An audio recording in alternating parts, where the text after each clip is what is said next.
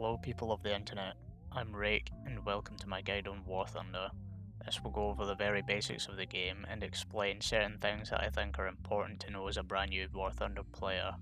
To start off the poor man's guide, I'm going to show a couple of settings that I think you should change. That being grass and tank sight, which should be turned off for obvious reasons, and you can find it here in the ground vehicle battle settings, and also the mouse wheel option change to sight distance control. The next couple of things I want to go over are the tech tree, modifications, research, and types of tanks. The tech tree can be opened by clicking this button, which will bring up this menu. This is where you can pick what tank you want to research. To begin researching it, you hover over it and just click the research button. Research points are earned through matches by destroying other tanks and winning the match, and they will automatically go towards whatever tank you have picked. When you unlock the tank that you've picked, you can pick another one to be researched. If you have two tanks under the same section, like here, the Flak Panzer 1 and the Flak Panzer 38, it means they are a close variant of the tank or modification of the tank.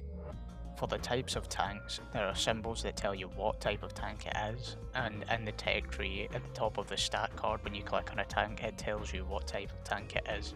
As you can see, here are the symbols for each type of tank. First type of tank is light tanks. They often have binoculars as modification, which you can use to mark enemies for your team, which if they kill you will get research points and silver. However, they will have very thin armour and typically a weaker gun for the battle rating, although at BR 1.0 to 2.0 it's not really a problem. Medium tanks, as expected, are a step up from light tanks in armour and typically being bigger and having a better cannon.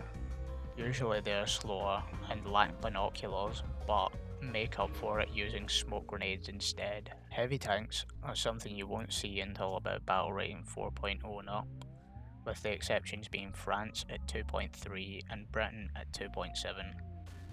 Heavy tanks usually have very thick armour all around, making it harder for medium and light tanks with weaker guns to penetrate them, meaning you'll often have to aim for weak points such as between the tracks or the rear of the tank.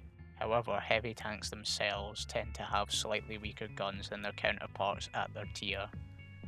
Heavy tanks are often very slow, even if their max speed is high. Tank destroyers are as advertised. They're usually open top, which makes them weaker to high explosive shells, but their firepower makes up for it.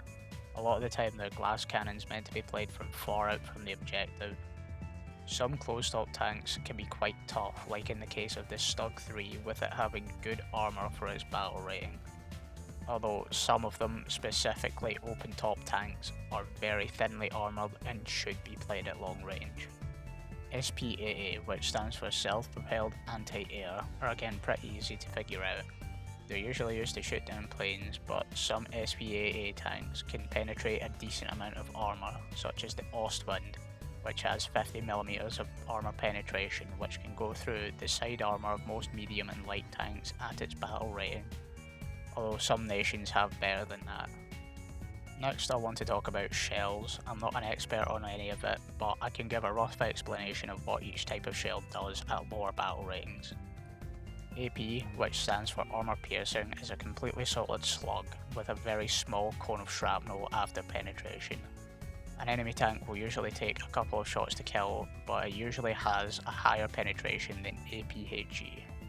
APHE, which stands for armour piercing high explosive, is a solid round with explosive filler in it, which will detonate once it's gone through armour, sending shrapnel around the inside of the tanks. These are usually the best option as they give good penetration and have very good post-penetration damage. HE, or high explosives, is a round made up entirely of explosives and won't penetrate almost any tank. The way I think of it is that it kills by shockwave. Although to get a kill on a medium or heavy tank, you'll need a lot of explosive filler. APCR, which stands for Armour Piercing Composite Shell, is an upgraded version of AP, with better range and higher penetration, but it suffers the same issue with the cone of shrapnel after penetration. HEAT, which stands for High Explosive Anti-Tank, is an explosive shell combined with a slug. So when the shell hits, it will explode, forcing the smaller slug to penetrate. It's less damaging than APHE and suffers the same issue as armor piercing and APCR. If the cannon that you're using is big enough, the explosive filler can kill as well. That's about all the shells you'll encounter at lower BR. In some cases you can get things like ballistic cap shells which have a higher range but not a huge difference in performance a lot of the time. I will demonstrate most of the shells mentioned with a Stug 3F, which has a really good cannon and is relatively quick tank. For the first shot I'm showing APHE on a T-34, which is a tank you would see around the same battle rating as the Stug 3F. As you can see, it absolutely destroyed it, and if you watch the top right you can see the effect of post-penetration.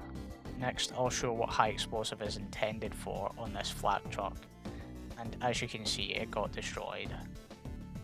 I'll also show what it does on the light tank as well. I tried to hit the T-34 but it wasn't enough explosive filler and nothing happened. Sometimes you can get a kill doing this, but the Stug's 75mm cannon doesn't have enough explosive filler to do anything. Next up is heat, and I tried to hit the T-34 but it didn't penetrate because of the sloped armour. But you can see on the light tank it took 2 shots to take it out.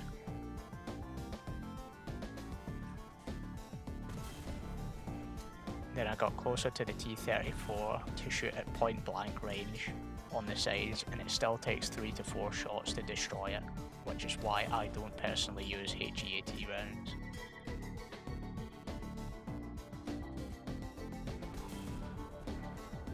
Next I'm using APCR. I tried to hit the T-44 but the armour was too thick and too sloped, so I couldn't penetrate it.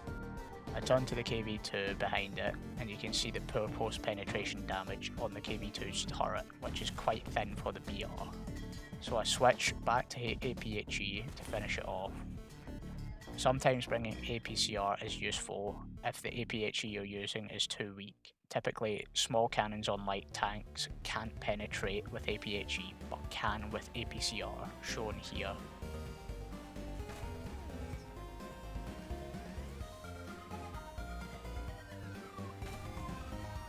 Anyway, thanks for watching this video. If you liked it, like, subscribe, share it. Hopefully the information was useful, and